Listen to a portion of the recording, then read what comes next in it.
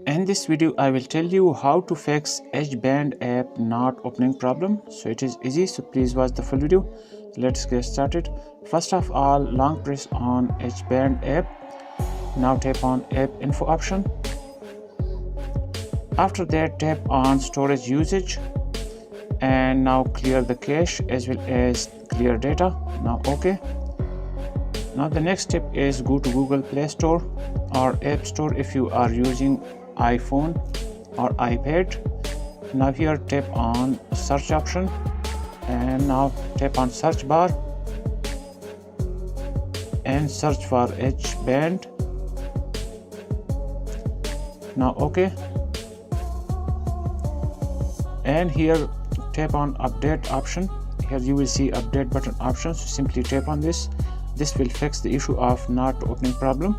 So hope this will help you. Thanks.